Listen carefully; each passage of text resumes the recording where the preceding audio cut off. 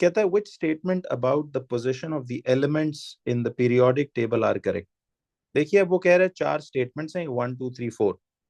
इनमें से which statements about the position of the elements in the periodic table are correct। तो correct बातें कौन कौन सी हैं। अब देखिए आपको इसके लिए नॉलेज बेसिक होना बहुत जरूरी है। जो सारी नोट फैक्ट्स लिखवाए मैं आपको नोट्स के दौरान भी समझाए हुए भी थे। तो वन में कहता है elements in the same group have similar chemical properties. ये बात तो एज अ नोट आपने याद है डायरेक्ट लिखी थी कि ये बिल्कुल करेक्ट बात है कि जो सेम ग्रुप के एलिमेंट्स होते हैं उनकी सेम सिमिलर केमिकल प्रॉपर्टीज होती हैं। क्या वजह थी इसकी, देखिए जैसे ग्रुप 1 के एलिमेंट्स हैं lithium, sodium, potassium, rubidium, caesium, francium.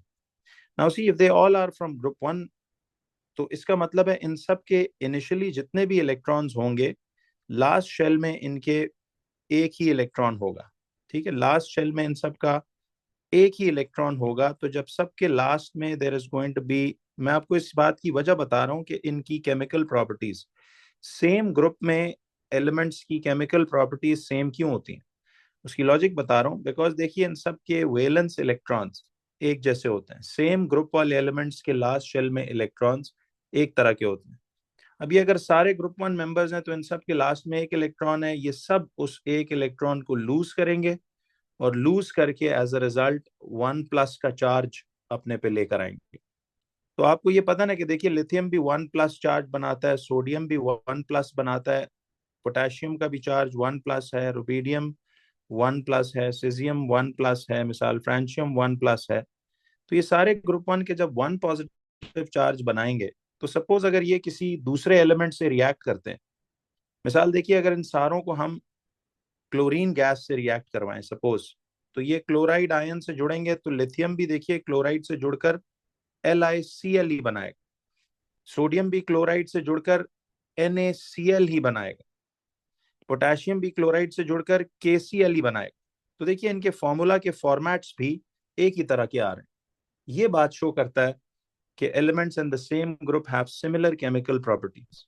ठीक है, यानी इनका जो बाकी किसी एक कॉमन एलिमेंट से रिएक्शन करवाएं तो बिहेवियर एक ही तरह। अब कहता है elements in the same period have similar chemical properties. नहीं, elements in the same period की केमिकल प्रॉपर्टीज कभी सेम नहीं होती, उनमें सेम नंबर ऑफ शेल्स होते हैं, फिजिकल प्रॉपर्टीज सेम नहीं होती। तो ये एक सेकंड बात appears to be wrong basically. ठीक है जी, तो यानी elements in the same group have similar chemical properties, elements in the same period never have similar chemical properties, they have same number of shells। ठीक है जी। Third part में कहता है elements in the same group have the same number of electron shells। देखिए same elements in the same group have the same number of electron shells, ये तो गलत बात है। बिकॉज देखिए जो सेम ग्रुप के एलिमेंट्स होते हैं, जैसे मिसाल अभी मैंने आपको लिथियम की एग्जांपल दी थी, lithium, sodium, potassium, rubidium, caesium, francium. तो आप गौर करें, देखिए इसकी कॉन्फ़िगरेशन 2 1 है, इसकी 2 8 1 है, इसकी 2 8 8 1 है। तो आप जैसे जैसे नीचे जाते जा रहे हो देखो इसके 2 शेल्स हैं, सोडियम के 3 शेल्स हैं, पोटेशियम के 4 शेल्स हैं, रुबीडियम के 5 होंगे, सीजियम के 6 शेल्स होंगे, फ्रांशियम के 7 शेल्स होंगे। तो elements in the same group do not have the same number of electron shells. देखो लफ्ज है इलेक्ट्रॉन शेल्स, उसने ये नहीं कहा same number of valence electrons या आउटर शेल। तो ये थर्ड बात तो गलत है। चौथी बात में कहता है elements in the same group have the same number of outer shell electrons. तो ये बात बिल्कुल सही है कि देखिए आप अगर इसी तरह मिसाल ग्रुप 2 की एग्जांपल लो, तो देखिए ये बेरिलियम, मैग्नीशियम, कैल्शियम और इसी तरह कोई भी आप ग्रुप वो ले लो, स्ट्रॉन्शियम, बेरियम, इस तरह करके, तो आप देखोगे कि इन सब के लास्ट शेल में basically outer shell electrons group 2 हैं तो सबके लास्ट में 2 इलेक्ट्रॉन्स ही होंगे, ग्रुप 3 है तो सबके लास्ट में 3 इलेक्ट्रॉन्स ही होंगे, ग्रुप 1 है तो सबके एंड पे 1 होगा। तो पॉइंट नंबर 1 और 4 बिल्कुल करेक्ट बात है। तो बी ऑप्शन इसका करेक्ट आंसर होगा। 1 and 4 is appearing to be correct. तो इसमें अगर आप चेक करें तो 2 का ऑप्शन बी हमारा बिल्कुल सही आंसर बनता है। 2 का बी ऑप्शन इसका करेक्ट आंसर है। अब वो कहता है which statements about isotopes are correct। देखिए आपको एक रिकॉल करना है कि आइसोटोप्स हम किन को बोलते हैं। आपको याद होगा कि आइसोटोप्स की जब आपने डेफिनेशन लिखी थी, तो आइसोटोप्स की पहली डेफिनेशन आपने ये लिखी थी कि isotopes are atoms of the same element. देखिए सबसे पहली बात इसमें यह थी कि isotopes are atoms of the same element. ये तो स्टार्टिंग स्टेटमेंट याद है इनकी, मैंने बताया था आपको कि सेम होती है। दो फिर इनकी टाइप्स ऑफ डेफिनेशंस हमने पढ़ी थी कि देखिए these are atoms of the same element. तो आइदर आप लिख लो कि हैविंग सेम प्रोटॉन नंबर, जिसके ऑल्टरनेट नाम आपको पता है, बट डिफरेंट मास नंबर, या रिलेटिव एटॉमिक मास, या न्यूक्लियन नंबर। या फिर आप इसको यूं पढ़ते थे कि these were atoms of the same element having same number of protons but different number of neutrons. तो आप इसको या तो इस तरह डिफाइन करते थे, याद है कि isotopes are atoms of the same element having same proton number या atomic number but different mass number, या न्यूक्लियन नंबर, या रिलेटिव एटॉमिक मास। याद? या फिर आप कहते थे these are atoms of the same element having same number of protons but different number of neutrons. ये वैसे एक रिकॉल दे रहा हूँ, जैसे आदत है हर एक सवाल में जो जो टॉपिक्स यूज हो रहे हैं उनका पूरा थॉरो रिकॉल आपको दिया जा रहा है। तो अब क्वेश्चन पार्ट 1 में कहता है, तो हमने ये देखना है कि आइसोटोप्स के बारे में कौन कौन सी स्टेटमेंट करेक्ट है। तो अब जरा आप गौर से देखिए, नंबर 1 में कहता है isotopes are atoms of different elements. तो ये तो बात यहीं पे गलत हो गई कि they are not atoms of different elements, they are atoms of same element. तो 1 वाली स्टेटमेंट तो रॉन्ग। फिर अब देखो ये कहता है isotopes of the same element have same chemical properties. ये बात बिल्कुल सही है। देखिए आपने पढ़ा था कि जो फैक्ट हम पढ़कर आए थे, कि ये मैंने आपको एक नोट भी लिखवाया था कि देखिए आइसोटोप्स का सिर्फ जो प्रोटॉन नंबर है वो सेम होता है, दोनों का मास नंबर डिफरेंट होता है, लेकिन जितने प्रोटॉन्स होंगे फिर उसमें उतने ही इलेक्ट्रॉन्स भी तो होंगे न्यूट्रल एटम में।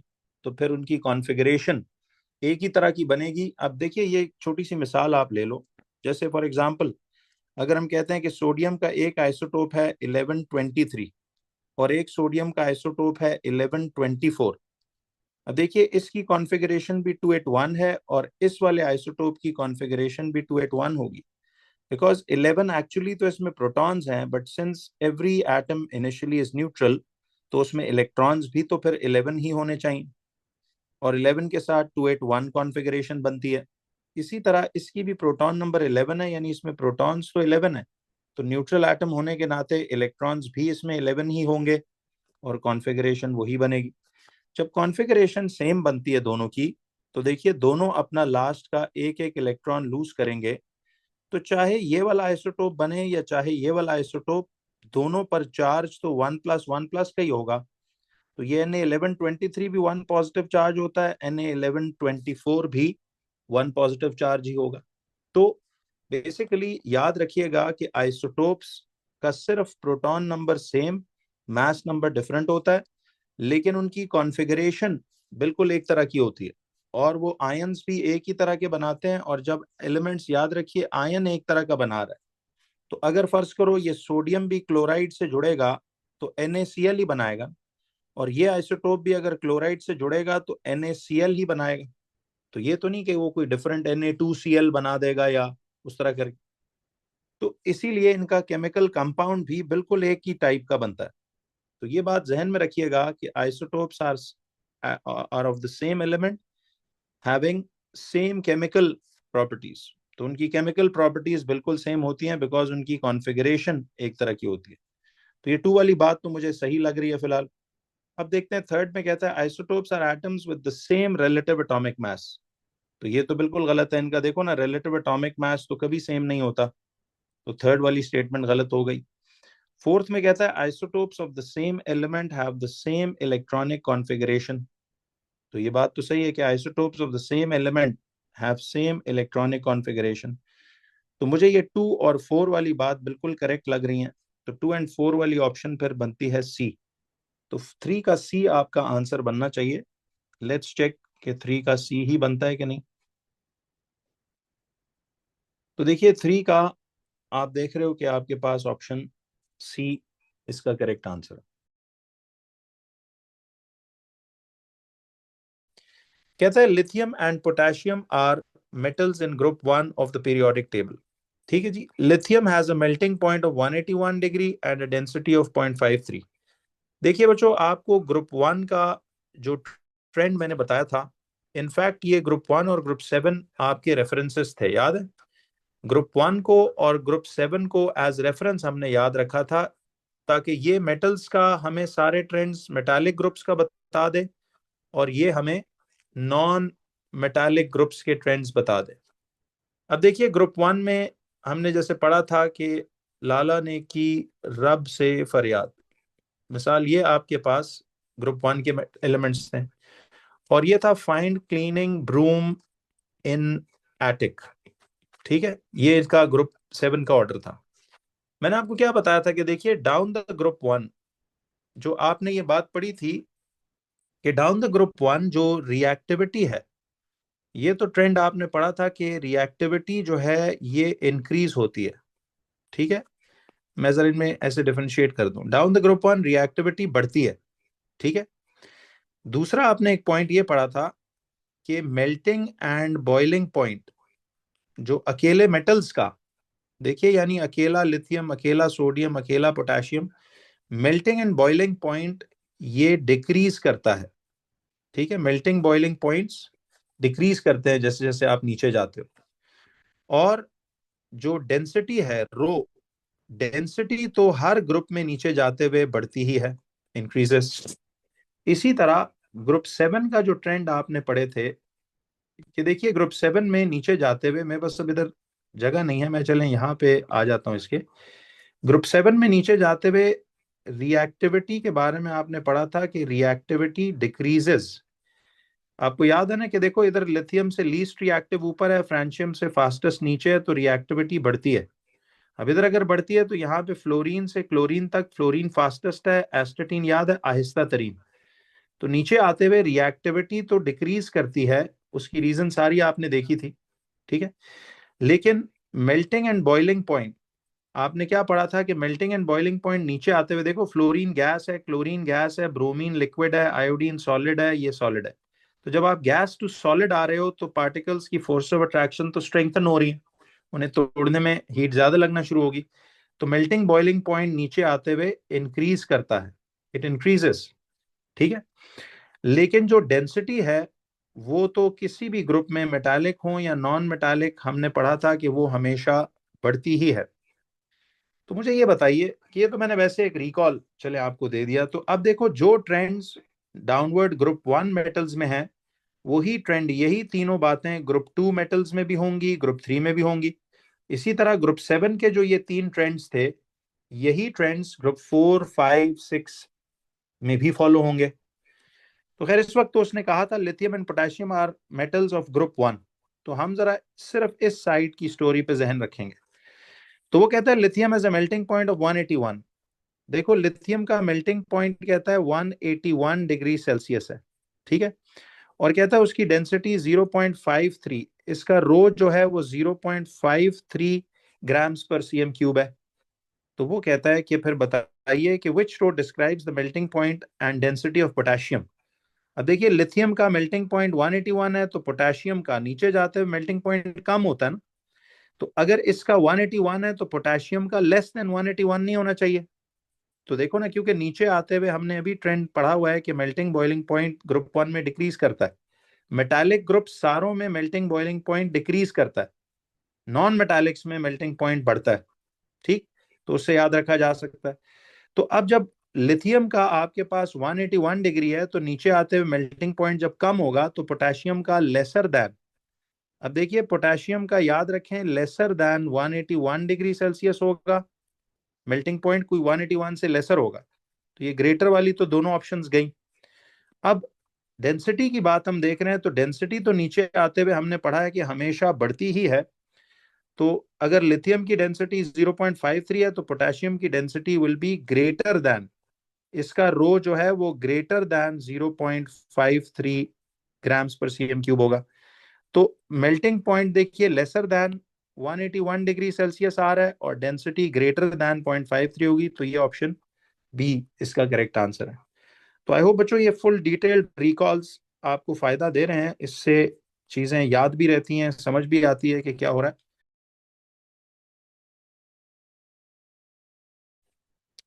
क्वेश्चन नंबर 22 में कहता है which statements about transition elements are correct. देखिए ट्रांजिशन एलिमेंट्स आपने पढ़ा था कि ये वो मेटल्स हैं, मेटालिक इन नेचर होते हैं, they are between group 2 and group 3 of the periodic table. इनकी प्रॉपर्टीज याद है कि they are solids at room temperature, they are hard solids, they have high melting boiling point, they are insoluble in water, they conduct electricity in solid and molten states due to the presence of freely moving electrons in between the positive ions which stay in position. फिर they are non-volatile, they have a metallic structure, they exist as monoatomic state में exist करते हैं। फिर they have a high density, they are malleable, lustrous, sonorous, ठीक है। और जो बाकी हमने एक बात पढ़ी थी कि इनकी स्पेशल 3 केमिकल प्रॉपर्टीज क्या थी, कि they form coloured compounds, they are used as catalysts and they have variable oxidation state. ये 3 इनकी केमिकल प्रॉपर्टीज थी, और जो बाकी मैंने गिनवाई लस्ट्रस सोनोरस तक, वो फिजिकल प्रॉपर्टीज हैं। तो ये काफी दफा हमने ये बातें की हुई हैं। अब वो कह रहे हैं which statements about transition elements are correct. They have low density, बिल्कुल नहीं, इनका हाई डेंसिटी होता है। बी ऑप्शन में they form ions with variable oxidation numbers, बिल्कुल सही बात है, ये इनका केमिकल प्रॉपर्टी है। लेकिन बात तो सही है, वो कह रहे कौन सी बातें दुरुस्त हैं, फिजिकल केमिकल नहीं पूछा उसने। कहता है they have high melting point, बिल्कुल सही है, ट्रांजिशन एलिमेंट्स का हाई मेल्टिंग होता है सिवाय ग्रुप 1 के, उनका लो होता है, बाकी सारे मेटल्स का हाई ही है। फिर वो कहता है they form colourless compounds, no they don't form colourless compounds, only colourless compounds नहीं, दे फॉर्म कलर्ड कंपाउंड्स।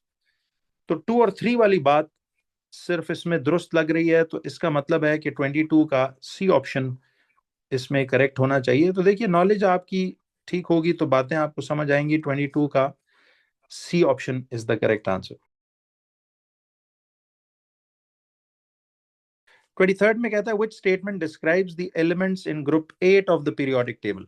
देखो बच्चों आप सबको पता है कि ग्रुप 8 वाले एलिमेंट्स को हमने एक नाम तो दिया था जीरो ग्रुप, बिकॉज इनका आउटर शेल इलेक्ट्रॉन्स कंप्लीट होते हैं, इन्हें कुछ लूज गेन शेयर करने की जरूरत नहीं है। इन्हें इनर्ट गैसेस इसलिए कहते थे बिकॉज दे डोंट रिएक्ट।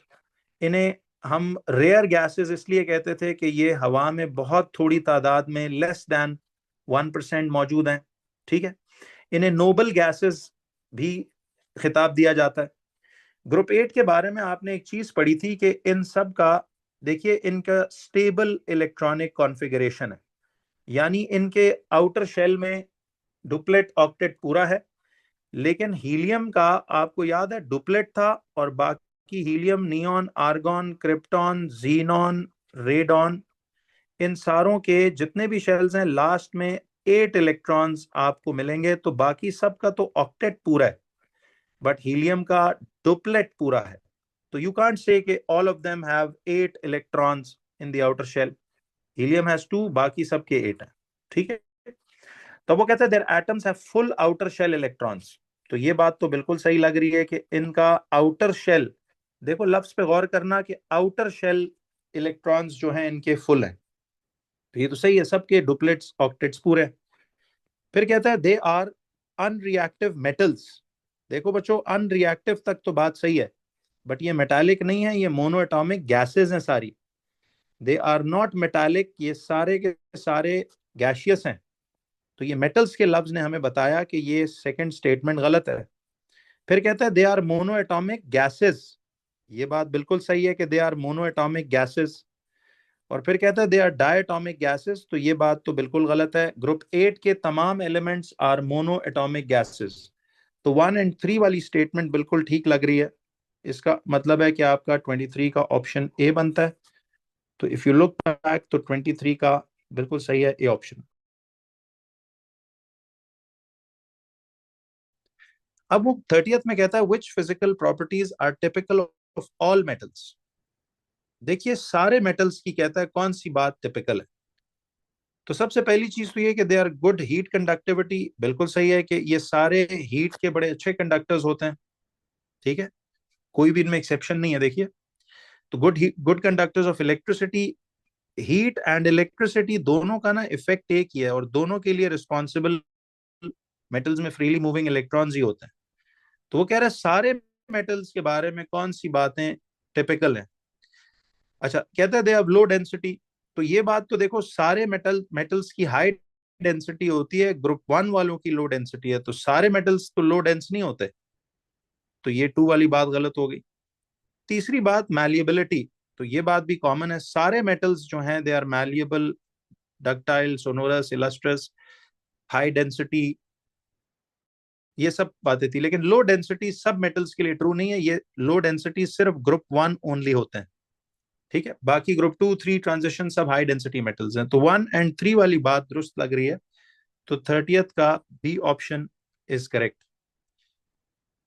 तो अगर हम यहां से देखिए तो 30th का बी ऑप्शन में आप ये देख रहे हो कि दिस इज 30th का बी, ठीक है। अब वो कहता है कि which equation represents a chemical change। सवाल है 6th क्वेश्चन में कि which equation represents a chemical change। तो कौन सा इनमें आपको केमिकल चेंज बता रहे। तो which equation represents a chemical change। देखिए, आप सबको पता है कि केमिकल चेंज हम किसको कहते हैं। केमिकल चेंज हम उसको कहते हैं जिसमें कोई न्यू प्रोडक्ट, नया प्रोडक्ट फॉर्म हो, ठीक है। पुराने बॉन्ड्स ब्रेक हों, नए बॉन्ड्स फॉर्म हों, और there is a new product formed, ठीक है। तो अब सवाल क्या है कि which equation represents a chemical change। अब ऑप्शन ए में वो कहता है कि देखिए, ऑप्शन ए में अब क्या हो रहा है, ऑप्शन ए में बेरियम क्लोराइड सॉलिड है, और ये बेरियम क्लोराइड लिक्विड में अब चेंज हो रहा है। तो मुझे ये बताओ कि solid is changing into liquid, ये क्या चीज है। देखिए, बेरियम क्लोराइड अभी भी BaCl2 है, इधर सॉलिड है, और यहाँ BaCl2 ही है, एंड दिस इज लिक्विड। तो मुझे एक बात बताओ, बेरियम क्लोराइड सॉलिड से चेंज हो रहा है इनटू अ लिक्विड, तो ये तो क्या हो रहा है, यहाँ तो सिंपली मेल्टिंग का प्रोसेस नहीं हो रहा। बिल्कुल सही, this is melting. Barium chloride को सिंपली हीट देकर आप पिघला रहे हो, यूर मेल्टिंग इट। तो मेल्टिंग जो है ये तो एक फिजिकल चेंज है, ठीक है। This is not a chemical change, because nothing new is forming, only the state is changing. B option में क्या कहता है, तो इसका मतलब है confirm A is not a chemical change, A is a physical change. Similarly, अब B option में देखिए, कैल्शियम की एक्वस आयंस और सल्फेट की एक्वस आयंस कैल्शियम सल्फेट का सॉलिड बना रहे हैं। तो मुझे ये बताओ कि देखिए, ये इस वक्त तो एक सोल्यूशन है ना। देखिए, कैल्शियम आयंस एक्वस हालत में पड़ी हुई हैं और सल्फेट आयंस एक्वस हालत में पड़ी हुई हैं। तो अगर आप उस सोल्यूशन का सारा पानी एवेपोरेट करा दो, ठीक है, उस सोल्यूशन का सारा, या उसे आप यूं कर लो, उसका चूंकि एक्वस है, तो उसका मिसाल सारा पानी अगर हम एवेपोरेट करवा दें, ठीक है, तो वो सॉलिड कैल्शियम सल्फेट का सॉल्ट नहीं पीछे रह जाएगा। तो ये भी तो आप एक evaporation टाइप काम कर रहे हो, which is a what kind of change। this is also a physical change basically। लेकिन सुनना अब, हाँ, यहाँ पे अब थोड़ा सा एक बात हमने बीच में नहीं सोची। जी बिल्कुल सही है, जरा एक सेकंड जी, इस पे ना थोड़ा सा हम दिमाग लगाएंगे। अब देखो, यहाँ पे ये हो रहा है कि दिस इज कैल्शियम की एक्वस, सल्फेट का एक्वस, और ये कैल्शियम सल्फेट सॉलिड बन रहा है। तो देखो, पहले जरा एक सेकंड, जी बिल्कुल सही, ये देखिए इस क्राइटेरिया पे पूरा उतर रहा है। सॉरी, मैं इसको जरा गलत कंसीव कर रहा था। ये एक नया प्रोडक्ट फॉर्म हुआ है, देखे ना, कैल्शियम आयंस एक्वस फॉर्म में अलग हैं और सल्फेट आयंस अलग हैं। और ये दोनों आयंस आपस में जुड़कर कैल्शियम सल्फेट बना रही हैं। ये बेसिकली पता है एक केमिकल रिएक्शन हुआ है, ठीक है। This is a chemical reaction, क्योंकि कैल्शियम सल्फेट इटसेल्फ तो पानी में डिसॉल्व नहीं हो सकती ना। याद है सॉल्युबिलिटी रूल्स लगाओ ना कि all sulphates are insoluble except silver sulphate, calcium sulphate, barium sulphate, lead sulphate. याद है वो all snakes can be poisonous वाली जो सेंटेंस हमने पढ़ा था। तो अब ये कोई एक्वस एक्वस आयंस को ड्राई अप करके तो नहीं हमने सॉलिड बनाया, ये कैल्शियम की एक्वस आयन और सल्फेट की एक्वस आयन के कंबाइन होने का रिएक्शन है। तो ये दोनों कैटाइन एनाइन रिएक्ट करके जुड़कर they are forming a new substance calcium sulphate, एक सॉल्ट यहां से बन रही है। तो ये बात अब बी वाली ऑप्शन ना देखो, वैसे मुझे अब तक ठीक लग रही है कि यहाँ पे कैल्शियम आयन सल्फेट आयंस जुड़कर कैल्शियम सल्फेट बना रही हैं, which is a new product being formed. अब जरा देखो अगले पार्ट सी में क्या कहता है। सी में कहता है KCl सॉलिड है और H2O लिक्विड है। Now solid and liquid join up, तो they are breaking down into potassium की एक्वस आयंस एंड क्लोराइड का एक्वस आयंस। तो यहाँ KCl चूंकि एक ग्रुप 1 सॉल्ट है, तो उसका सॉलिड फॉर्म रिमेंबर पानी में या वाटर में डिसॉल्व होता है।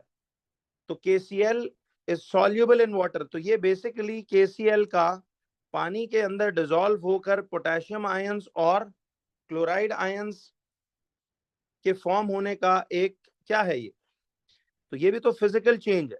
यहां सिर्फ पोटेशियम क्लोराइड डिसॉल्व हो रहा है पानी के अंदर, समझ आ रही है।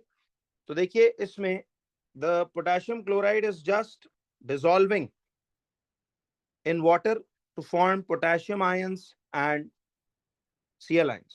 तो पानी में डिसॉल्व होना तो एक फिजिकल चेंज ही है ना, कोई केमिकल रिएक्शन तो नहीं हुआ, क्या ख्याल। और अब जरा देखिए कि यहाँ पे देखो सोडियम आयंस एक्वस हैं और नाइट्रेट आयंस भी एक्वस हैं, and they are producing sodium nitrate as aqueous also. अब देखिए मुझे एक बात बताएं कि सोडियम नाइट्रेट एक्वस फॉर्म लिखी हुई हो, तो उस सोडियम नाइट्रेट एक्वस का मतलब एक्चुअली यही चीज नहीं होता। बिल्कुल सही है। देखिए एक्वस सोडियम नाइट्रेट इकट्ठा लिखा हो या आयंस में ब्रेकेज करके दिखाई भी हो, ये एक ही बात है। यानी इसका मतलब ये हुआ कि sodium nitrate is an aqueous form, यानी sodium ions and nitrate ions are roaming around in the solution. तो ये भी तो सिर्फ डिसॉल्व होने वाली बात है, तो this is for sure a physical change. देखिए डिसॉल्व होना पानी में, वाटर में डिसॉल्व होना, like this is aqueous, it means this contains sodium aqueous ions and nitrate की एक्वस आयंस। तो ये डिसॉल्व होने वाली मिसाल है। यहाँ पे भी क्या हो रहा है कि KCl का सॉलिड सैंपल पानी में डिसॉल्व होके आयंस में ब्रेक ऑफ हो रहा है, ये भी एक डिसॉल्व होने वाला केस है। एंड पहला वाला तो सॉलिड से लिक्विड बन रहा था, तो दैट इज मेल्टिंग। तो बी ऑप्शन ही करेक्ट लग रहा है कि calcium ions joined up with sulfate ions to form a solid calcium sulfate। तो देखिए एक नया सब्सटेंस इसमें फॉर्म हुआ है। तो सिक्स्थ का B is going to be a chemical change. तो हम इसको यूं लिखेंगे कि ये बी वाला option is the only chemical change that is occurring।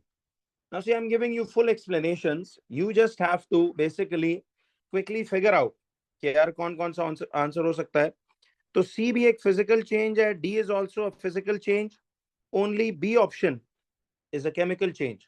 तो उसने ही कहा ना कि which equation represents a chemical change, तो केमिकल चेंज हमें इसी से दिख रहा है। तो सिक्स्थ का B option C is going to be the correct answer.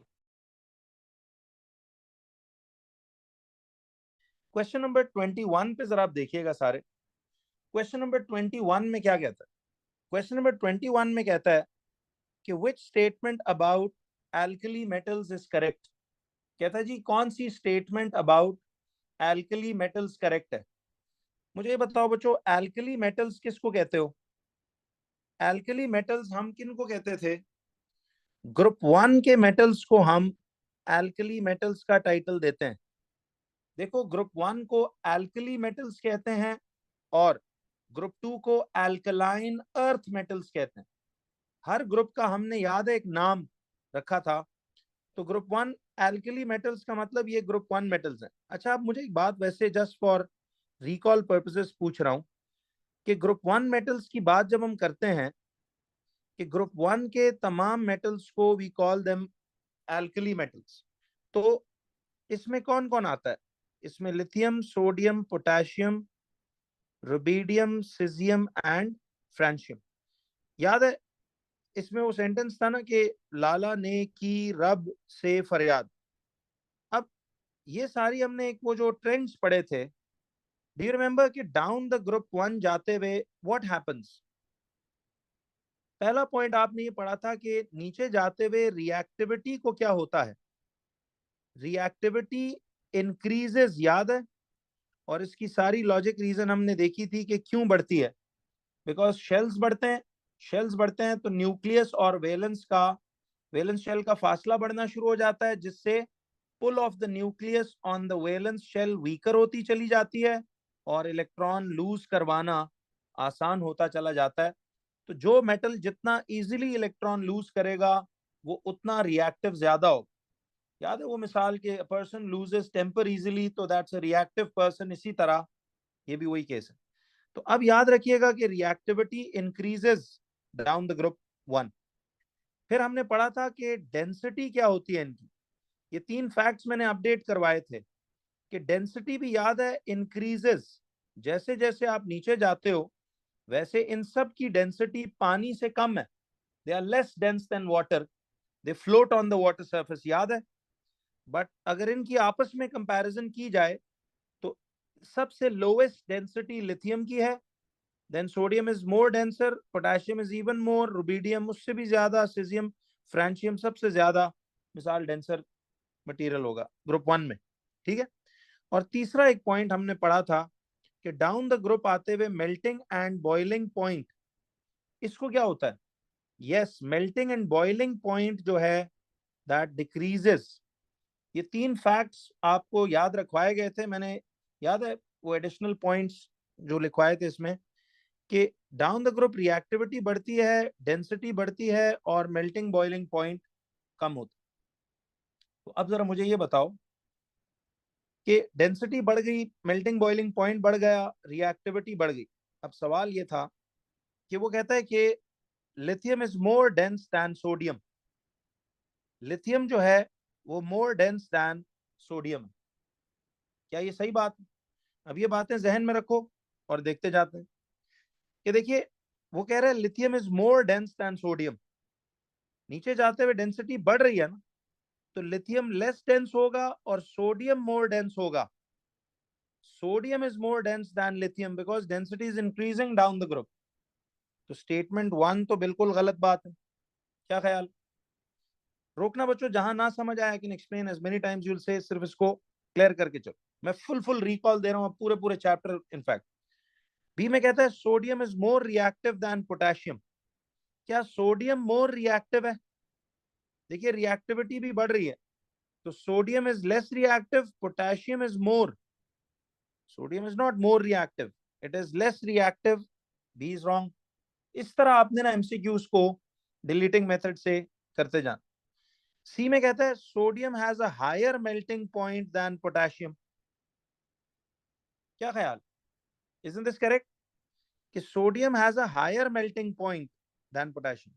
देखो मेल्टिंग एंड बॉइलिंग पॉइंट तो कम हो रहा है ना, जैसे जैसे आप नीचे आ रहे हो मेल्टिंग बॉइलिंग पॉइंट डिक्रीजेस। इसका मतलब है सोडियम का मेल्टिंग बॉइलिंग पॉइंट ज्यादा है और पोटेशियम का कम है, क्योंकि नीचे आते हुए डिक्रीज हो रहा है। तो sodium has a higher melting point than potassium, ये बिल्कुल ठीक बात लग रही। ये 3 फैक्ट्स आपने ग्रुप 1 के लिए फिर याद रखने। और डी में कहता है बच्चों कि they are in group 2 of the periodic table, they are in group 2 of the periodic table. तो मुझे ये बताओ, group 2 of the periodic table में क्या ये सही बात है कि alkali metals are in group 2? Alkali metals तो हम कहते ही ग्रुप 1 वालों, वो तो एल्कलाइन अर्थ मेटल्स होते हैं जो ग्रुप 2 वाले थे। तो सी ऑप्शन देखो क्रिस्टल क्लैरिटी से। देखिए असल में आप गौर करो, ये क्वेश्चंस बेसिकली आसान मुश्किल की बात नहीं है। जो नहीं पढ़ रहा उसके लिए यही सबसे मुश्किल बात होगी, जो पढ़ रहा है उसके लिए यही सबसे आसान। ये एक्चुअली नोट्स डिजाइंड इस तरह है ना कि आपको बातें इजी लगेंगी, क्योंकि एक एक चीज आपको नोट, फैक्ट, कॉन्सेप्चुअली प्रैक्टिस, वो सब चीजें करवाएगी। तो 21 का जो है option C is suppose to be the correct. तो 21 का सी आ गया। कहता है which row describes the properties of a transition element. मुझे ये बताइए बच्चों, ट्रांजिशन एलिमेंट की प्रॉपर्टीज जरा क्विकली रिकॉल कर। ट्रांजिशन एलिमेंट के लिए मैंने आपको बताया था ना कि आप दिमाग में या तो कॉपर या आयरन को जहन में रखकर इनकी फिजिकल प्रॉपर्टीज की बात करो। ट्रांजिशन एलिमेंट्स याद है, अब कॉपर या आयरन को जहन में रख के एक बड़ी जबरदस्त टेक्निक याद है बताई थी, जो पूरा फिजिकल प्रॉपर्टीज आपने अब देखा था, starting from physical properties of ionic compounds till physical properties of electrolytes. पूरा हमने बीच में कोई बहुत सारी प्रॉपर्टीज, तो 400-500 फिजिकल प्रॉपर्टीज सारे कोर्स में थी। बट वो टेक्निक ने देखो काम कितना इजी कर दिया था कि हमने उसमें सारा खुद चीजें देखी टेक्निक से। कि तो सबसे पहले आप उस सब्सटेंस की याद है क्या करते हो, स्टेट एट रूम टेम्परेचर, फिर अगर वो सॉलिड है तो किस टाइप का सॉलिड है, उसका मेल्टिंग बॉइलिंग पॉइंट, फिर उसकी सॉल्युबिलिटी इन वाटर, फिर उसकी इलेक्ट्रिकल कंडक्टिविटी, फिर उसकी वॉलेटिलिटी, उसकी micro microscopic structure and it exists as what, फिर उसके बाद उसकी डेंसिटी, उसका जो मैलिएबिलिटी, डक्टिलिटी, और इस तरह सारी चीजें जो हमने पढ़ी थी। ठीक है, तो अब मुझे बताइए ट्रांजिशन एलिमेंट्स की पहली प्रॉपर्टी क्या थी कि इन दोनों को जहन में रखते हुए हमने कहा था कि यार ये सॉलिड्स हैं एट रूम टेम्परेचर, सॉलिड्स हैं तो फिर they are hard solids, hard solids हैं तो they will have high melting boiling point, फिर उसके बाद they are insoluble in water, they conduct electricity in solid and molten state, they are non-volatile substances, they have a metallic lattice, ठीक है, and they are monoatomic metals हैं, फिर they are denser than water क्योंकि डूब जाते हैं, they are malleable, they are ductile, they are sonorous, they are illustrious, and तीन ऐसी प्रॉपर्टीज थी। ये तो चलो ग्रुप 2, ग्रुप 3 और ट्रांजिशन की कह लो कॉमन बातें हैं ना, बट वो कौन सी तीन केमिकल प्रॉपर्टीज थी जो आयनिक को, सॉरी ये ट्रांजिशन को सेपरेट करती हैं बाकी तीन मेटल्स से? ये भी थ्योरी में देखो हमने एक एक बात बेतहाशा बार बार डिस्कस की हुई है, और जब जब सवाल आता था हर ईयरली में मैंने ऐसे ही किया जैसे पहली दफा मैं पेपर कर। ठीक है, अब देखिए जरा इसमें, तो तीन वो केमिकल प्रॉपर्टीज, एक तो ये थी कि दे फॉर्म कलर्ड कंपाउंड्स, दूसरा they have variable oxidation number, तीसरा they can be used as catalysts. याद है? तो अब वो बातें जहन में रखकर चलो, कहते हैं which row describes the properties. देखिए ही डिडंट से केमिकल या फिजिकल, सिंपली प्रॉपर्टीज कह रहा है ट्रांजिशन एलिमेंट्स। आपको पता है ना transition elements are found between group 2 and group 3 वाला, जो दरमियान में ग्रुप 2 को छोड़ के, ग्रुप 3 को छोड़ के जो बीच वाले एलिमेंट्स थे सारे, दे आर ट्रांजिशन एलिमेंट्स। तो मेल्टिंग पॉइंट ट्रांजिशंस का क्या होता है, हाई नहीं होता दोनों, तो ये लो वाले ऑप्शंस तो गए। फिर देखो कि डेंसिटी उनकी लो नहीं होती, डेंसिटी पानी से ज्यादा होती है ग्रुप 1 वालों की, ये तो मुझे मिल गया जवाब। और फिर देखिए फॉर्म कलर्ड कंपाउंड्स, तो यस, तो ऑप्शन बी इसका बिल्कुल करेक्ट आंसर है, ए इज रॉन्ग।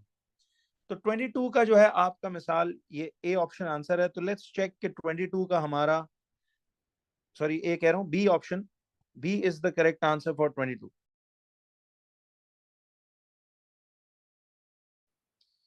21 में कहता है कि elements in group 4 of the periodic table are shown. कहता है elements in group 4 of the periodic table are shown. अब ये ग्रुप 4 है तो ये कार्बन, सिलिकॉन, जर्मेनियम, टिन और lead.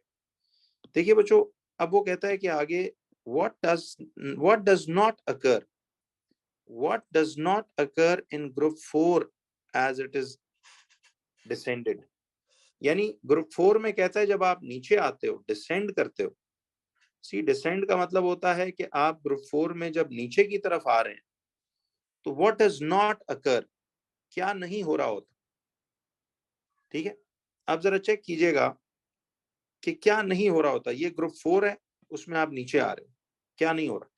The proton number of the elements increases, ये तो हो नहीं रहा होता।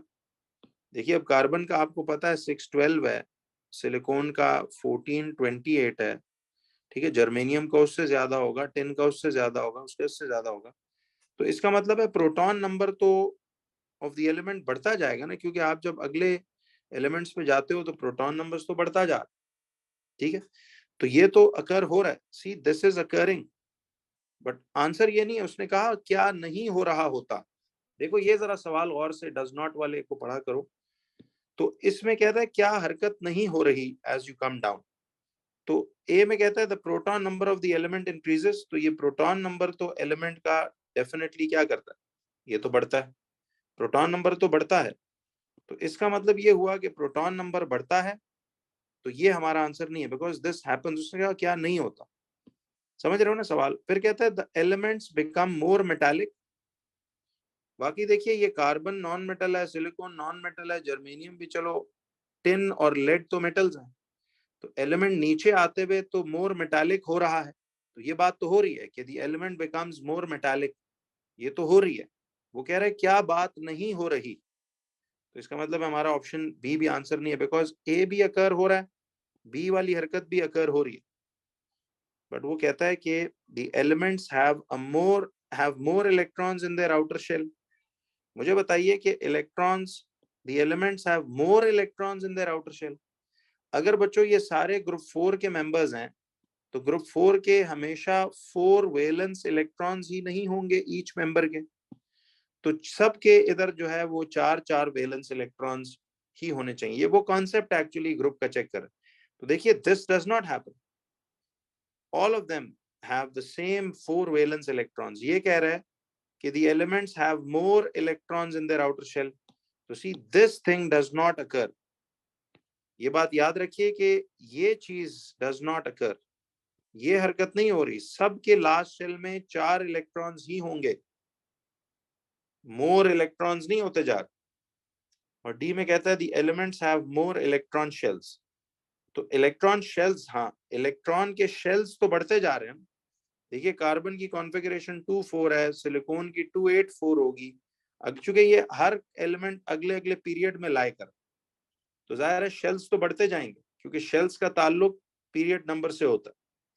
तो ये भी अकर हो रहा है, see this also occurs, this thing also occurs, this thing also occurs, this does not अकर। तो फिर द एलिमेंट्स, उसने ये कहा था ना कि what does not occur in group 4 as it is descended, तो this thing does not occur, कि ये ऐसा नहीं होता कि उनके electrons in the outer shell बढ़ते जाते हैं या वो होगा। तो दे रिमेन सेम, हर एक के लास्ट शेल में, ग्रुप 4 है तो फिर लास्ट शेल में 4 इलेक्ट्रॉन्स सबके होने चाहिए। ये क्लियर है जी। तो 21 का सी ऑप्शन आंसर बनता है, जरा चेक कर लेते हैं। सी 21 का, 21 का सॉरी, सी ऑप्शन आंसर इसमें आ रहा है। 23 में कहता है which elements have both a high melting point and a variable oxidation states. Which elements have both a high melting point and variable oxidation states. देखिए ये वेरिएबल ऑक्सीडेशन स्टेट वाली बात से हमें समझ आ गई कि ये यकीनन किसी ट्रांजिशन मेटल की बात कर रहे हैं।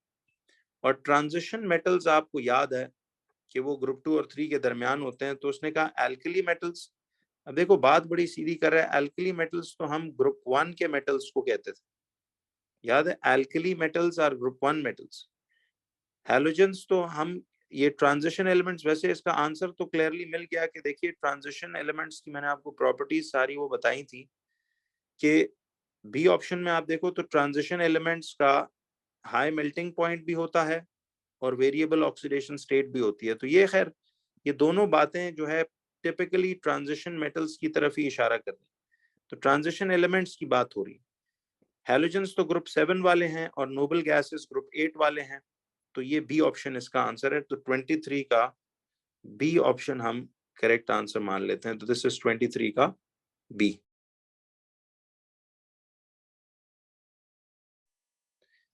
कहता है कि lithium, sodium and potassium are elements in group 1 of the periodic table. ठीक है, ये बात हमें पता है। Chlorine, bromine, iodine are elements of group 7, ये भी हमें पता है। Which row identifies the least dense of the elements in each group? अच्छा, अब डेंसिटी की बात हो रही है, तो लीस्ट डेंस जो है वो आपको हर ग्रुप में कौन सा वाला एलिमेंट जो है वो लगेगा।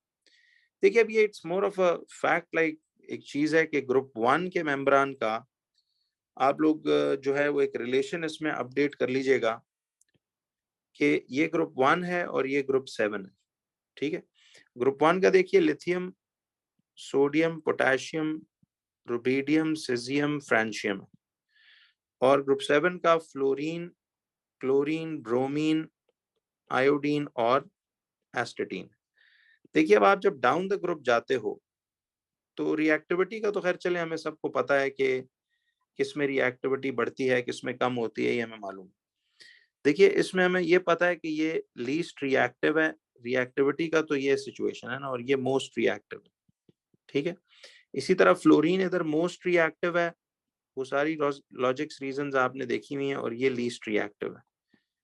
लेकिन इधर बात डेंसिटी की हो रही है। वो कहता है कि which row identifies the least dense of the elements in each group. Least dense, देखिए ये बात भी एज अ फैक्ट आप लोग बच्चों याद कर लो अब से कि डाउन द ग्रुप आते हुए, आप जब डाउन द ग्रुप आएंगे तो डेंसिटी को क्या होगा, जरा इस बात की तरफ इधर हम एक चीज हाईलाइट करते हैं, जरा आप सुनिएगा जी। अभी रुक जाए जरा, पहले मैं ये केमिस्ट्री वाला कंप्लीट कर लूँ ना, उसके बाद उसकी भी मैं वो रिकॉर्डिंग करके तो साथ अपलोड भी करता जाऊंगा, क्लास में भी आप देख सकते हैं।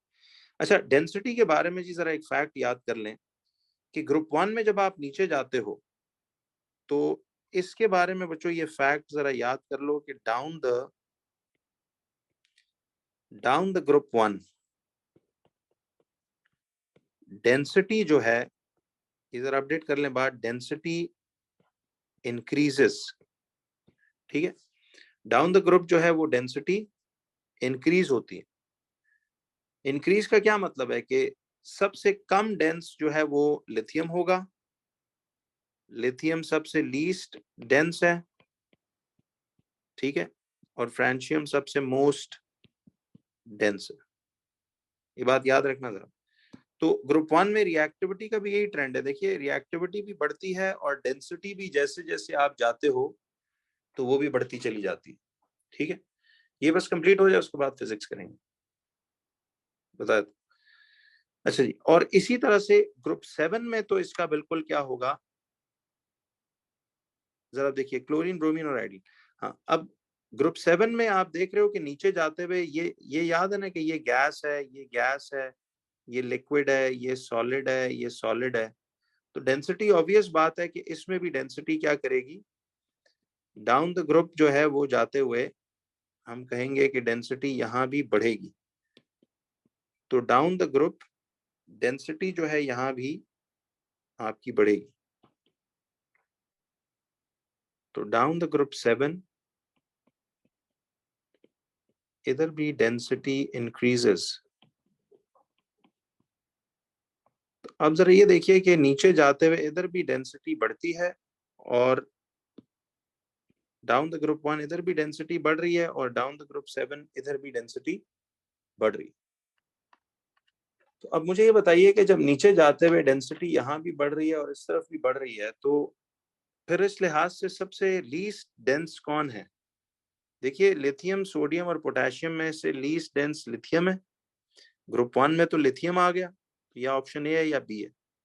और ग्रुप 7 में भी लीस्ट डेंस कौन है, क्लोरीन, चूंकि गैस है तो क्लोरीन लीस्ट डेंस है, तो ये इसका मतलब ऑप्शन ए ही ये दुरुस्त बात बनती है। तो देखो ना, इधर उसने क्लोरीन, ब्रोमीन और आयोडीन को कंपेयर किया था। देखिए, यहाँ पे क्लोरीन, ब्रोमीन और आयोडीन है, तो मैंने क्लोरीन, ब्रोमीन और आयोडीन को लिया। तो इसमें भी लीस्ट डेंस क्लोरीन ही बनता है, वैसे उससे भी कम फ्लोरीन ही होगा, लेकिन फिलहाल तो चलो उसने ये बात की है। ठीक है जी। और ग्रुप 1 में लिथियम, सोडियम, पोटेशियम में जरा गौर करें, लिथियम है, सोडियम है, पोटेशियम है, उसमें लीस्ट डेंस आपका लिथियम आ रहा है।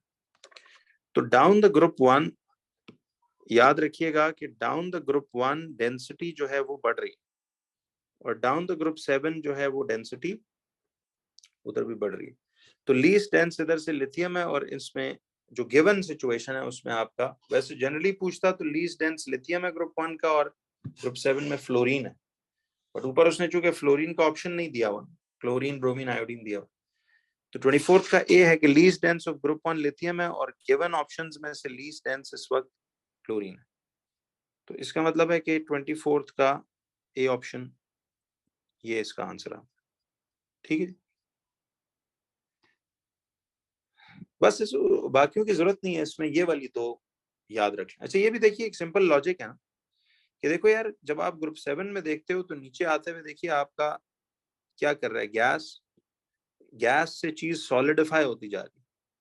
ठीक है, गैस से सॉलिड बनती जा रही है, तो जाहिर है गैसेस की डेंसिटी कम होती है, सॉलिड्स की ज्यादा होती है।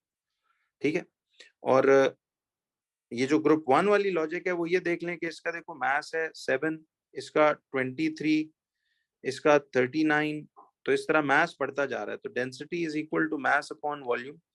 तो मास बढ़ता जाएगा तो डेंसिटी भी बढ़ती जाएगी। तो ग्रुप 1 में नीचे जाते हुए चूंकि मास बढ़ता जा रहा है तो डेंसिटी भी बढ़ेगी। तो हर ग्रुप के लिए आप इस तरह से फिर ये फैक्ट सोच सकते हो। ठीक है,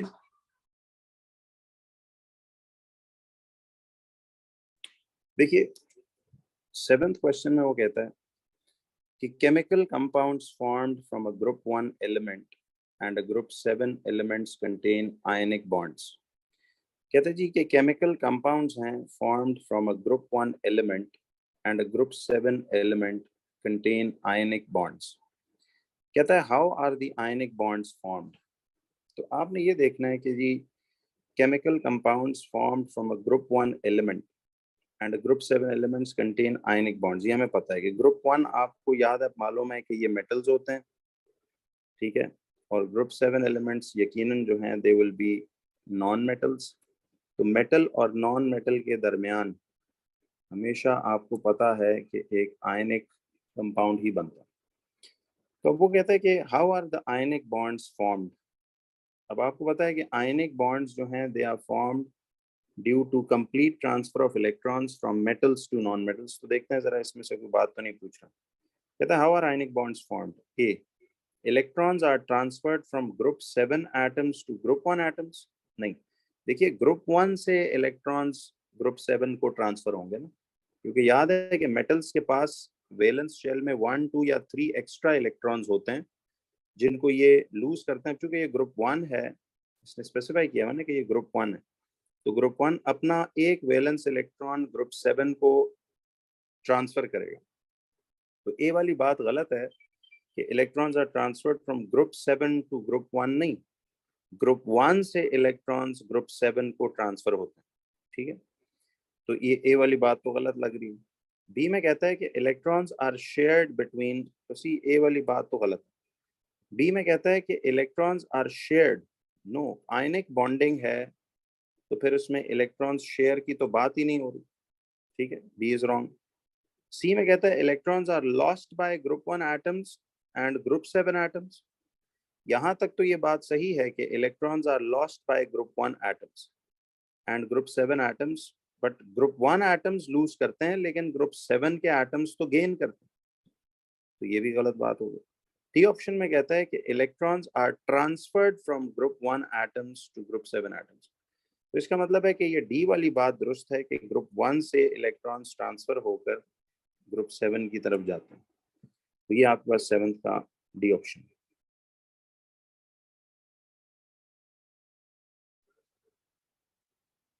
देखें, कहता है the diagram shows the positions of elements E F G H in the periodic table. अब वो कह रहे हैं कि डायग्राम जो है वो शो करता है positions of elements E F G H in the periodic table. Which statements about the elements E, F, G and H are correct?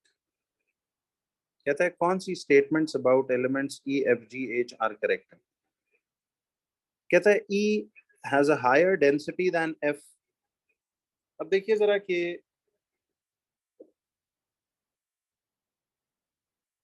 अब इसमें ना हमें थोड़ा सा कुछ बातों को जरा ध्यान में रखना है कि कौन कौन सी बात इनके बारे में ठीक है। अब पहले तो ये जाने कि ये ई एफ जो हैं ग्रुप 1 के मेंबर्स हैं और ये जो जी एच है ये ग्रुप 7 के मेंबर्स हैं। ठीक है, अब आप ये देखिए कि उसने कहा था कि which statements about elements E F G H are correct. तो कौन सी स्टेटमेंट्स कहता है about these E F G H are correct. सबसे पहले 1 में कहता है कि E has a higher density than F. ठीक है जी, अब जरा देखिए, तो चलें देखते हैं। कहता है E has a higher density than F. वैसे तो आपको पता है कि जब आप नीचे जाओगे तो मास तो बढ़ता जाता है ना, तो मास बढ़ने से तो एफ की डेंसिटी ज्यादा नहीं होनी चाहिए।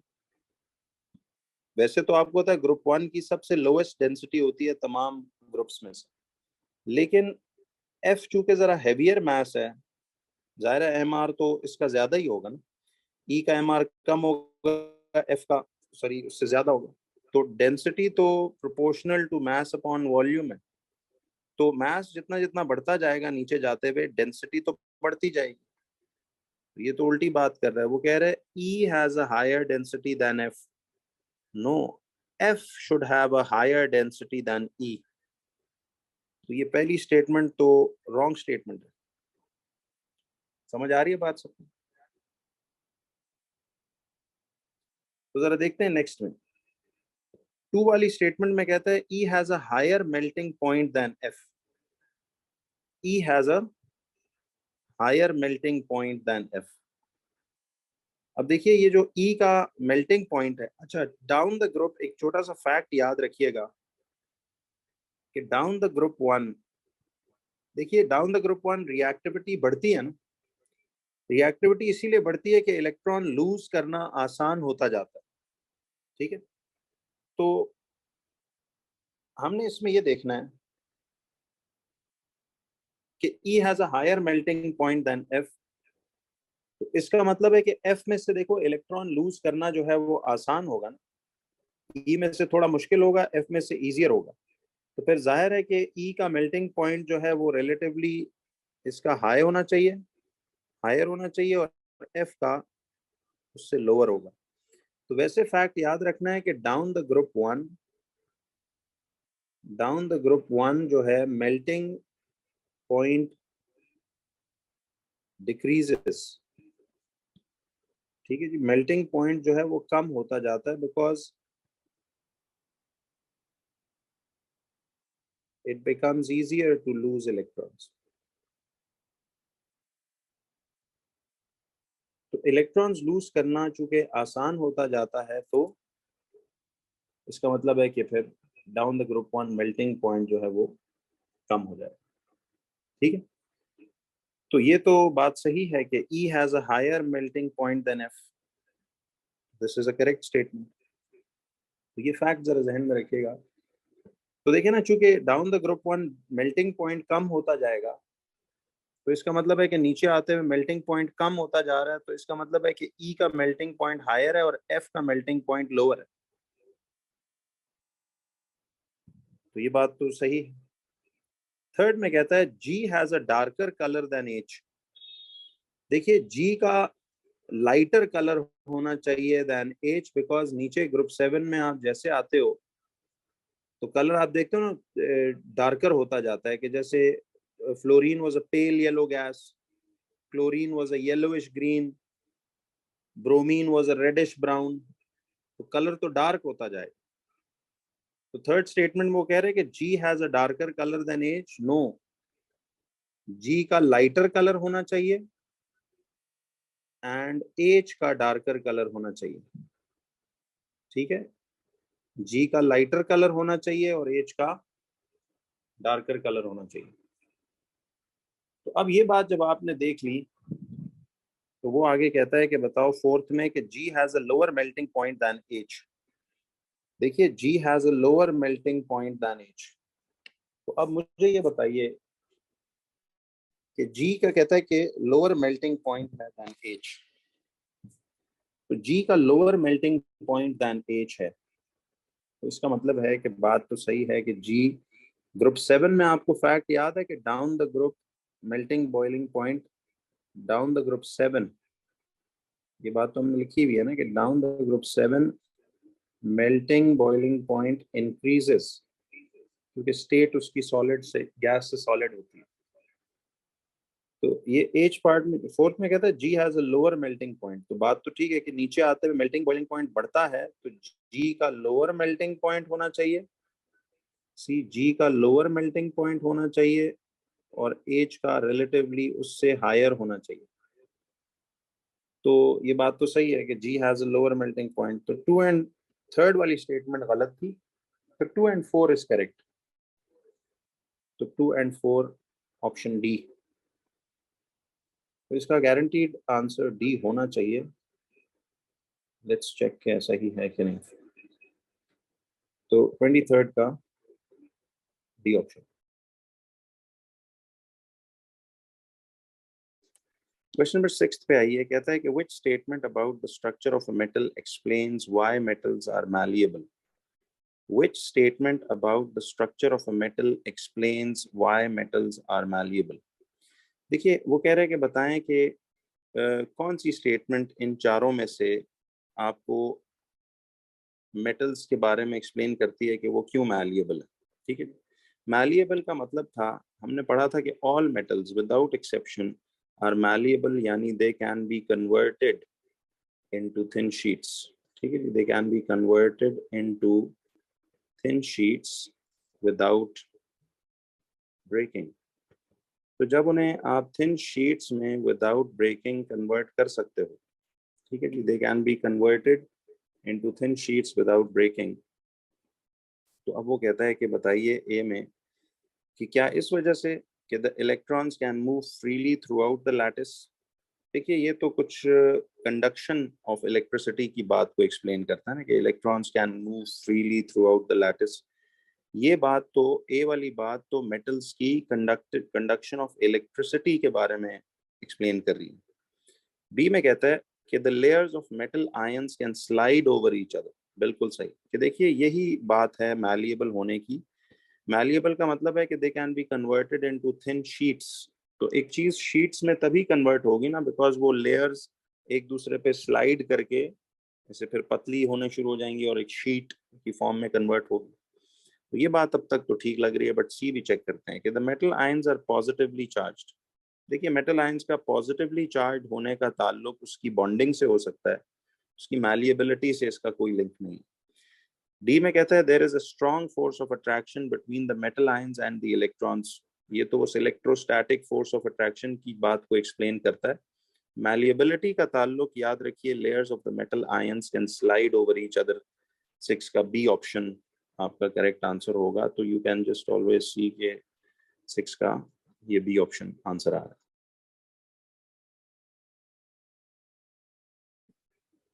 कहता है which statement about group 1 and group 7 elements is correct।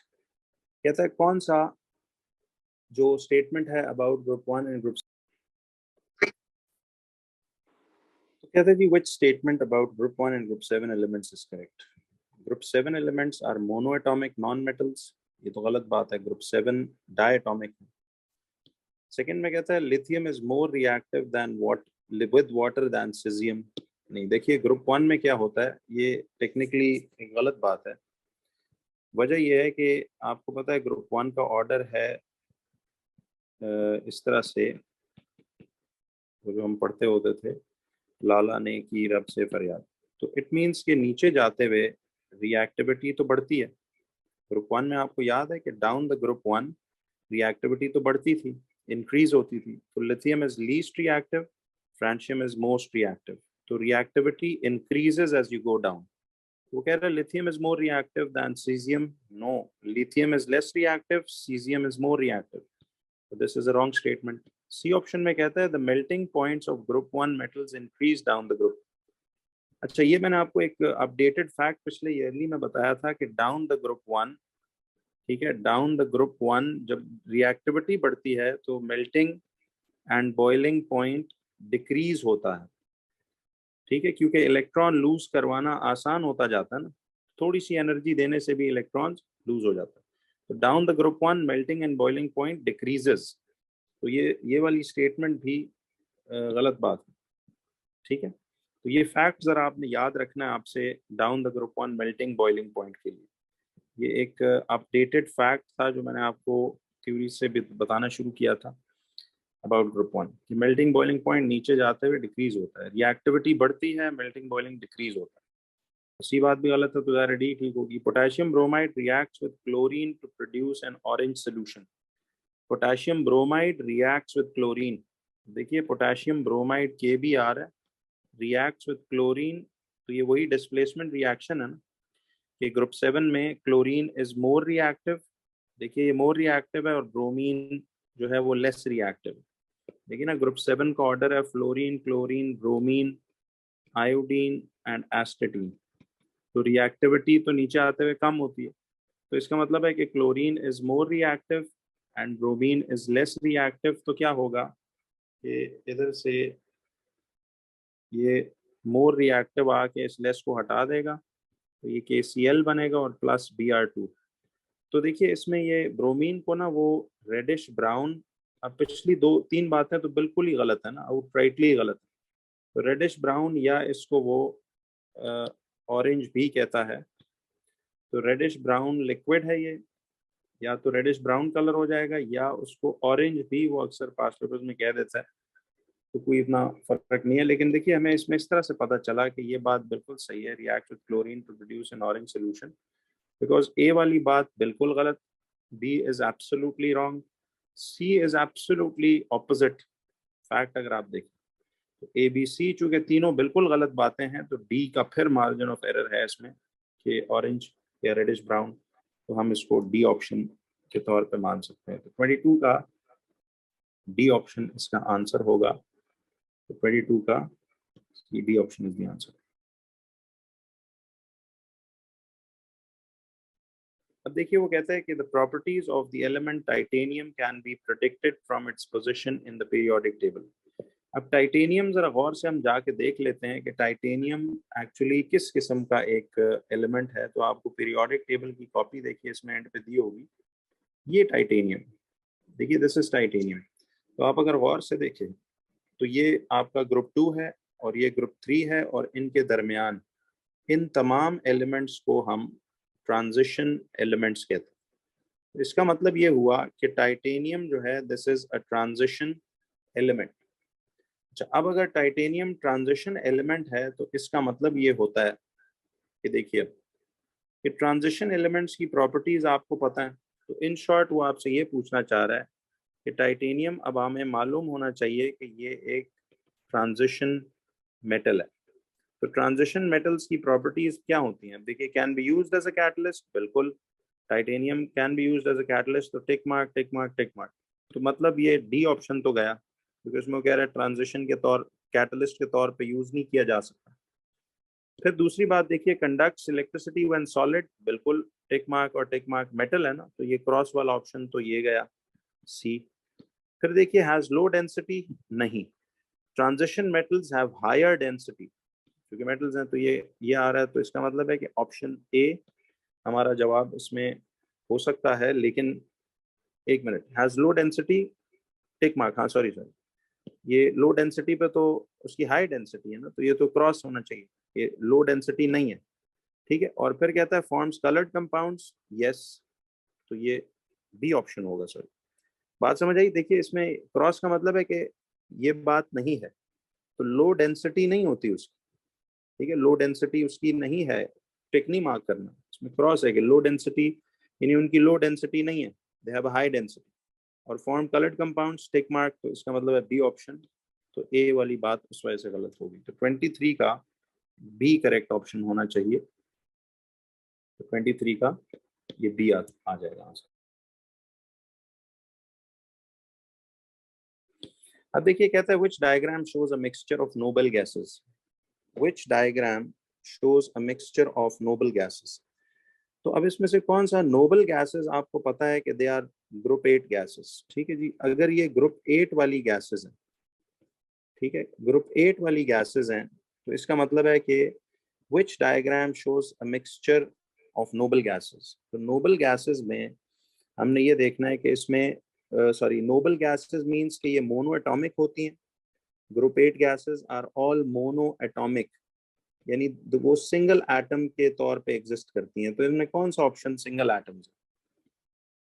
देखिए एक तो, अच्छा दूसरी बात बड़ी अहम उसने की, मिक्सचर, ठीक है, यानी उसमें दो या दो से ज्यादा गैसेस होनी चाहिए। अच्छा बी ऑप्शन, तो ये कोई ट्राई एटॉमिक चीज है, ये नहीं हो सकता, ये डायटोमिक है सी, तो बी और सी तो गया। अब या तो ए है या डी है, लेकिन डी में देखिए इसलिए नहीं हो सकता कि इसमें ये सारे एक ही जैसा शेड या कलर है, तो हैं तो ये मोनोएटॉमिक, बट इसमें कोई एक मोनोएटॉमिक गैस है, तो इसलिए ये डी नहीं हो सकता। ये जो मिक्सचर का लफ्ज था, इससे हमें समझ आया कि यार इसमें जैसे ब्लैक एंड वाइट टाइप इस तरह की डिफरेंट शेडिंग्स हैं, तो फिर इसका मतलब है कि ए वाला जो है मिक्सचर ऑफ नोबल गैसेस हो सकता है। तो ए ऑप्शन है, तो 24th में हम ए वाला ऑप्शन डालेंगे, तो ये 24th में आपके पास ये ए आ जाएगा। ठीक है,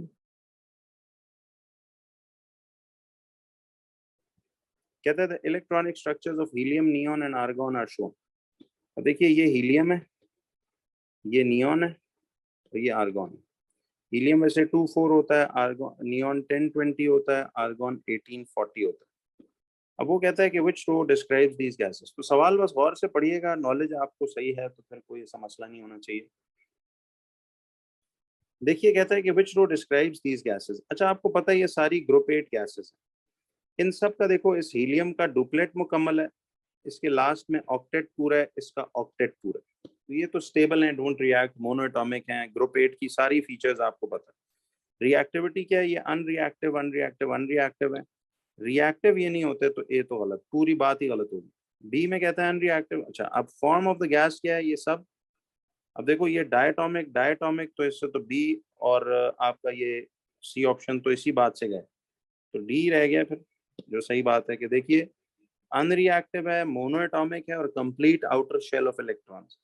ठीक है जी, तो डी ऑप्शन 22 का आपका डी इसमें जवाब होगा। ठीक है, 22 का D is the correct answer. Fifth में कहता है कि विच पेयर, देखिए कहता है कि which pair shows particles with the same chemical properties. कहता है जी which pair shows particles with the same chemical properties. तो इनमें वो कहता है कि ए बी सी डी में कौन सा पेयर जो है, विच pair shows particles with the same chemical properties. तो सेम केमिकल प्रॉपर्टीज जो हैं वो किस किस में कहता है कि इसमें आपको नजर आ रही है। देखिए इसमें अब आपने एक चीज ये देखनी है कि सेम केमिकल प्रॉपर्टीज तो आइसोटोप्स में ही नहीं होती। हमने एक बात पढ़ी थी ना कि, जरा गौर करो, कहता है कि सेम केमिकल प्रॉपर्टीज, एक्चुअली देखिए same chemical properties same elements में ही होती हैं, ठीक है, या elements in the same group. Same chemical properties याद रखिए, elements in the same group, elements in the same group have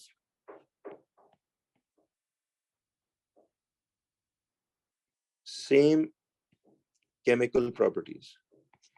तो अब elements in the same group have same chemical properties, तो इसमें आपने ये देखना है कि देखिए ये अब ये भी एक एलिमेंट m ही है और ये भी एक m है, लेकिन दिस इज m का 1123। देखिए ये m का 1123 है, एक न्यूट्रल एटम, बट ये M1123 ये बेसिकली सोडियम की बात कर रहा है कि एक तरफ सोडियम का न्यूट्रल एटम है, 11 सोडियम के उससे निकलता है, और ये सोडियम की आयन है। देखिए ये ऊपर आपको छोटा सा प्लस साइन दिख रहा होगा कि ये सोडियम का एटम है और ये सोडियम की आयन है। देखिए एटम का और आयन का केमिकल प्रॉपर्टीज कह लो थोड़ी सी डिफरेंट हो सकती हैं, इनको हम सेम नहीं बोलेंगे। बी में देखिए कि ये आपको M1123 दिया हुआ है, ये भी न्यूट्रल एटम है, और ये M1124 दिया हुआ है, ये भी न्यूट्रल एटम।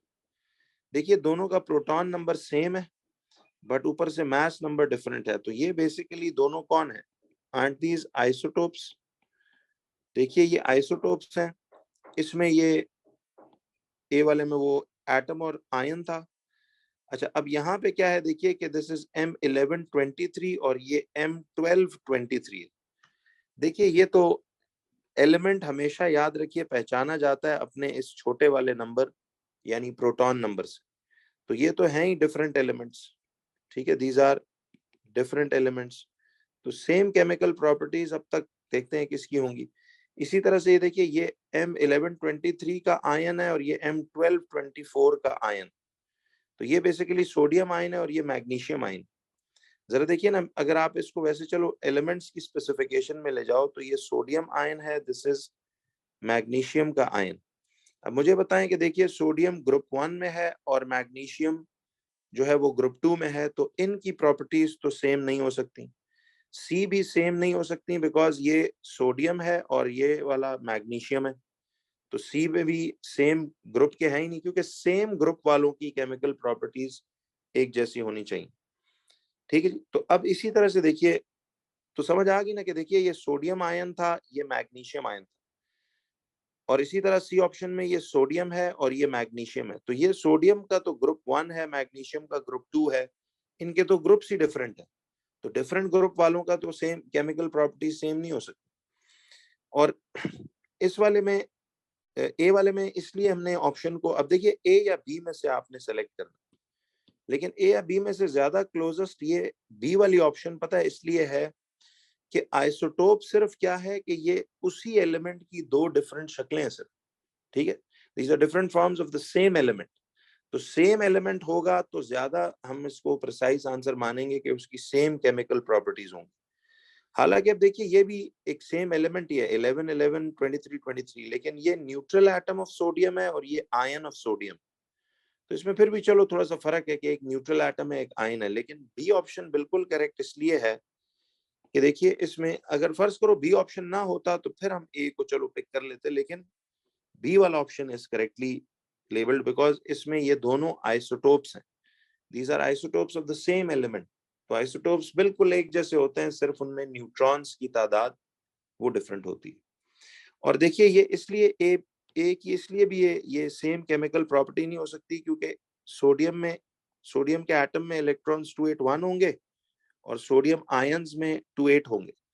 तो यहाँ पे ये तो ऑलरेडी, ये वाला तो ऑलरेडी अपना वो लास्ट शेल का एक इलेक्ट्रॉन लूज कर चुका है, जबकि इसके पास अभी भी एक इलेक्ट्रॉन है। तो ये तो रिएक्शन में डिफरेंटली बिहेव करेगा। तो इसका मतलब ये हुआ कि बी ऑप्शन में दोनों के पास they are exactly isotopes to each other, so they will definitely have same chemical behaviour. क्योंकि इन दोनों में इलेक्ट्रॉन्स देखो, इसमें भी 281 होंगे और इसमें भी इलेक्ट्रॉन्स 281 ही होंगे। तो जब इलेक्ट्रॉन्स एक जैसे हैं, दोनों के लास्ट में एक एक इलेक्ट्रॉन है, दोनों एक एक लूज करेंगे, केमिकल बिहेवियर सेम होगा। तो फिफ्थ का बी ऑप्शन करेक्ट आंसर बनना चाहिए। तो देखिए अब जरा फिफ्थ का बी। अच्छा 21 में कहता है which statement about the periodic table is correct. Elements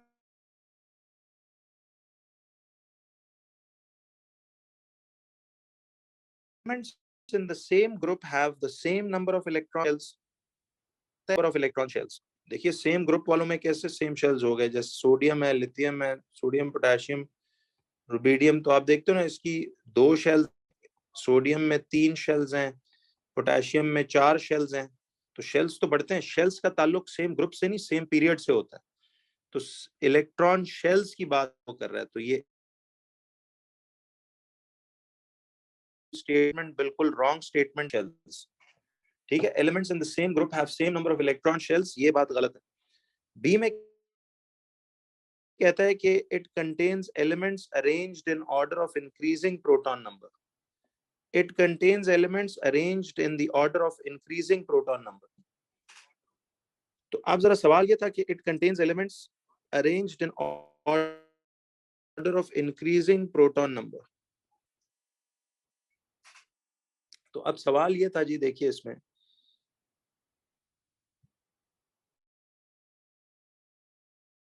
increasing proton number, elements में इंक्रीजिंग प्रोटॉन नंबर वाला ही ऑर्डर बिल्कुल सही नहीं होता। देखिए आपने देखा हुआ है ना कि एलिमेंट्स इस तरह ही अरेंज्ड होते हैं, ये हाइड्रोजन होता है, साथ ये हीलियम है He24, फिर इधर से नीचे लिथियम आ जाता है Li37, फिर इधर आता है ग्रुप 2 का बेरिलियम Be49, फिर आगे वो ग्रुप 3 में बोरॉन 511, कार्बन 612। तो आपने देखा है कि ये सारे इंक्रीजिंग प्रोटॉन नंबर से अरेंज्ड हैं। तो ये तो हमने डेफिनेशन में भी लिखा था कि elements are arranged into horizontal rows and vertical columns in the order of increasing proton number। तो ये तो इधर ही बात समझ आ गई कि बी वाली बात बिल्कुल दुरुस्त बात है, बट फिर भी सी डी चेक किया करें, ये नहीं कि जवाब मिल गया तो अगलों को देखी ना, क्या पता उससे बेहतर बात हो। अच्छा, सी में कहता है metals are on the right hand, sorry metals are on the right and non metals are on the left, बिल्कुल ऑपोजिट बात कर रहे हैं। देखिए मेटल्स लेफ्ट साइड पे होते हैं जैसे ग्रुप 1 और ग्रुप 2 और ट्रांजिशन और ग्रुप 3, जो ये वाले सारे हैं ये तो आपके लेफ्ट साइड बनती है ना, पीरियोडिक टेबल पे लेफ्ट साइड बनती है, और आपके नॉन मेटल्स ग्रुप्स हैं सारे ग्रुप 4 5 6 7, और राइट लेफ्ट पे आपके मेटल्स हैं। तो ये तो उल्टी बात कर रहे हैं, कहता है metals are on the right जबकि metals are on the left and non metals are on the right. तो this is a wrong statement. Bottom of every group, देखिए ये जरूरी तो नहीं है, ग्रुप 1 ग्रुप 2 ग्रुप 3 में मोस्ट रिएक्टिव बॉटम पे होता है, लेकिन ग्रुप 4 5 6 7 में तो याद है ऊपर से नीचे आते हुए नॉन मेटल्स में तो रिएक्टिविटी कम होती है, नॉन मेटालिक ग्रुप्स की तो बॉटम पे सबसे लीस्ट रिएक्टिव होते हैं। तो ये स्टेटमेंट इसलिए गलत है कि सब ग्रुप्स के लिए वैलिड नहीं है ये स्टेटमेंट। ठीक है, तो डी ऑप्शन इसमें सबसे दुरुस्त बात है, तो 21 का बी करेक्ट आंसर बनना चाहिए। तो चलो लेट्स सी के 21 का वाकई में बी ही, ठीक है, 21 का B option is the answer.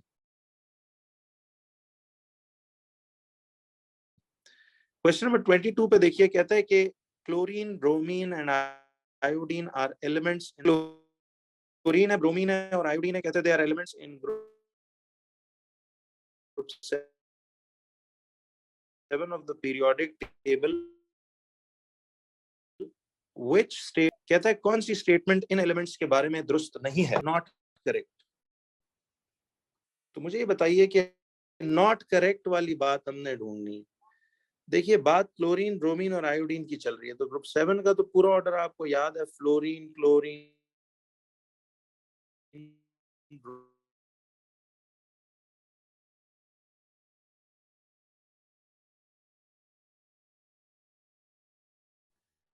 Iodine and acid, ये बात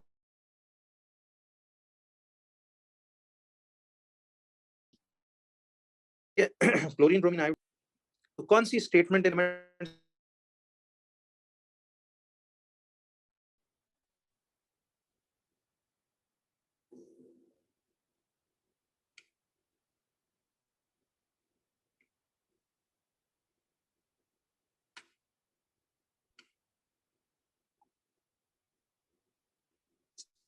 तो देखिए जी, तो अब कहता है कि the colour gets darker down the group, तो ये तो करेक्ट स्टेटमेंट है। फिर कहता है the density increases down the group. अच्छा, कल हमने एक बात पढ़ी थी बच्चों के डेंसिटी डेंसिटी के बारे में आपने एक फैक्ट पढ़ा था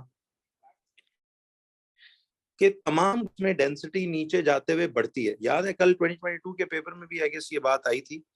तो ये ट्रू स्टेटमेंट है। देखिए ये ए वाली भी ट्रू स्टेटमेंट है, ये भी ट्रू स्टेटमेंट है, क्योंकि डेंसिटी नीचे जाते हुए बढ़ती है, याद है, क्योंकि मास जो है वो, जो इनका रिलेटिव एटॉमिक मास है वो चाहे मेटल्स हो चाहे नॉन मेटल्स हो बढ़ता चला जाता है। तो ये भी ट्रू स्टेटमेंट है, ये करेक्ट बात है। वो कह रहे हैं नॉट करेक्ट कौन सी है। फिर कहता है they are all gases at room temperature and pressure. देखिए ये तो आपको पता है कि क्लोरीन गैस है रूम टेम्परेचर पे, ब्रोमीन लिक्विड है और आयोडीन सॉलिड है। तो ये they are not gases at room temperature and pressure, all are not gases. तो ये नॉट करेक्ट बात है। ठीक है जी, तो ये बेसिकली फॉल्स स्टेटमेंट थी जो हमने नॉट करेक्ट वाली ढूंढनी थी। डी में कहता है they are all non metals, तो अच्छा सारे कहते हैं नॉन मेटल्स हैं, तो ये भी तो करेक्ट बात है कि पूरा ग्रुप 7 ही नॉन मेटल्स है, तो ये भी ट्रू बात है। तो द फॉल्स स्टेटमेंट को सी, तो 22 का बेसिकली आपका सी ऑप्शन जवाब होना चाहिए। 22 का सी आपका ये जवाब आ जाए। अच्छा, अब 23rd में कहता है कि which row describes the properties of transition element. कहता है कौन सी रो डिस्क्राइब करती है the properties of transition element को. Which row describes the properties of transition element? तो मुझे बताइए कि कौन सी रो डिस्क्राइब कर रही है प्रॉपर्टीज ऑफ ट्रांजिशन एलिमेंट्स को. अच्छा, अब सवाल ये है कि जी ट्रांजिशन एलिमेंट्स कौन सी रो कहता है डिस्क्राइब करती है the properties of transition elements. तो प्रॉपर्टी नंबर 1 कहता है फॉर्म्स अ कलरलेस कंपाउंड.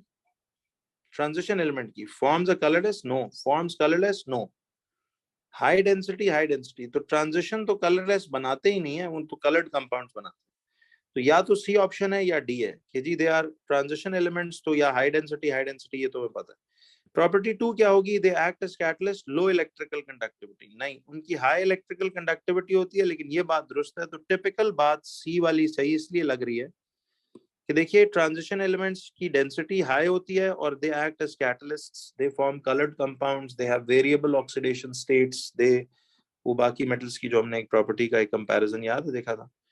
तो ये थ्योरीज में भी देखिए बार बार पूरा थ्योरी के पेपर्स जब हम डिस्कस कर रहे थे तो एक तरह का फुल सिलेबस रिवीजन थी. एमसीक्यूज में भी फुल सिलेबस थी. एटीपीज में सारे experiments related to the syllabus बार बार हम रिवाइज कर रहे थे. तो उनको आप भी प्लीज कीजिएगा ताकि ये याद रहे. अब 23 का सी ऑप्शन देखिए, हमारा जवाब इसमें ये बनता है.